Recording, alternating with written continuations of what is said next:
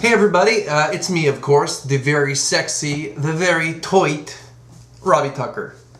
I went to the market today and I found this new to me, sugar. It's called Pure Palm 100% coconut palm sugar. And coconut palm sugar is a natural sugar made from the sap and nectar of coconut palm trees. Its creamy and caramel-like flavor make an ideal substitute for recipes that call for brown sugar or molasses. Coconut palm sugar has a glycemic rating of 35, meaning it's slowly absorbed in the bloodstream. It's a welcome choice for anyone seeking an alternative to refined sugar, like me, or other people. So yeah, I'm excited to try this. It's a pound. It's $10. But that, the fact that it's $10, which isn't really that much, should make you realize that sugar, you should be putting so much sugar in things. I mean, there's recipes that I find online that I bring down the amount of sugar it calls for by like twice the amount, or like some things call for a cup of sugar. I put a quarter of a cup of sugar and it's just fine. And I also found this. It's coconut oil, and I'm not sure in what respect you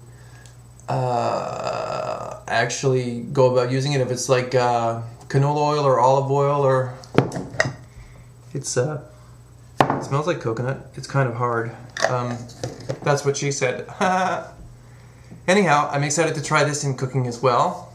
And also good old honey, local honey from Saint Jean Baptiste, from Quebec somewhere. Quebec. I'm so French. I'm such a Frenchie. And finally, I know you're all excited to hear this. I am gay. You all knew that. No, what I wanted to talk about was my sourdough starter. It's starting to smell like sour something. Now, basically, I tried to make a sourdough starter about, a week ago on Thursday that's gone by.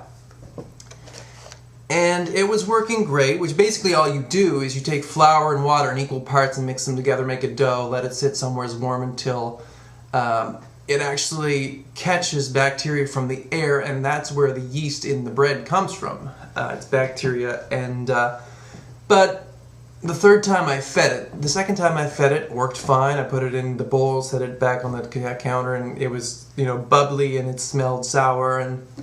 But the third time I fed it, because I was going from a recipe I found online, and it omitted it just said, add a cup of flour, and it didn't say anything about water, so you actually are supposed to use water and flour at the same time, apparently. So it didn't work, and I threw that one away, so I started this one Thursday. It's different, it's started off with a cup of each, cup of flour, a cup of water, and then you stir it once a day for 4 days, and on the 5th day you add, I don't know what it is, a cup of flour, a cup of water, whatever. And anyhow, eventually this becomes your sourdough starter. It's basically the yeast that makes the bread rise, from what I know thus far. And it's super cool because there are bakeries, one in particular I was reading about, I believe it's in San Francisco, that on the website that gave me the recipe that didn't work because I forgot the water, or they forgot to tell me to do the water. It's we both suck. But they actually, the starter is, it can go on for years, and you're using the same one. You're just feeding it flour and water every so often. And this particular bakery that they were speaking about in, I think it was San Francisco, it dates back to 1849. So they've been using the same starter, feeding it since 1849, which is really kind of cool. And yeah, so that's interesting if you wanted to look up stuff about sourdough bread. I never realized it was such a cool kind of process. So my first time didn't work, but you know what they say, if at first you don't succeed, a hooker's all you'll need, or something like that. Anyhow, that's really all I have to say. And I'm working on the website. I know I updated it a couple of days ago, but I want to change the look, the feel.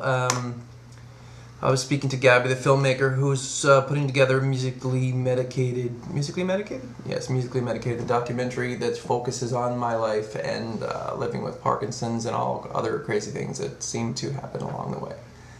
So I'll let you know more about that as that unfolds. And actually, I don't know if you guys knew this. How long is this video now? 5 minutes. Well, just keep watching because I'm awesome.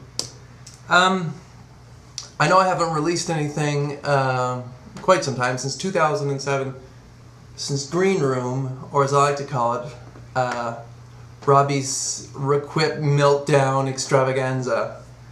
But it didn't turn out so bad. But to be honest, the drugs that I were on at the time, were on for Parkinson's, had a lot to do with the sound of that record, which is fine.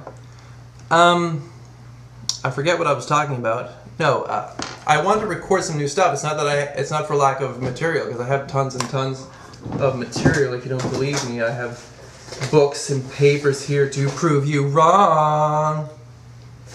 But I have no equipment because when I was on Mirapex or Equip, which is one of the drugs, well, they're both drugs that I was on for Parkinson's, but they initiated impulse control disorders. If you go online and do a search for Parkinson's gambling or Parkinson's hypersexuality, you'll find all these crazy stories. And people's lives are very, very affected, and my life was very, very affected, and it was something that I didn't think that maybe I'm not going to get through this. Maybe I'm going to have to fucking kill myself. Let's see. But I didn't, which is good. I got a new neurologist, and things got better, and thankfully, so now, I have no instruments. As I said, I pawned them all when I was on Mirapex or Equip, whichever one it was. And, get on with it, Robbie!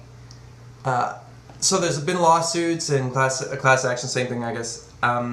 There's a settlement coming somewhere in the future, hopefully. And I will rebuy the equipment depending on the amount of the settlement. And I will rebuild. I will rebuild my studio, and it will be even better than before. And then I will rock, and I will rock hard.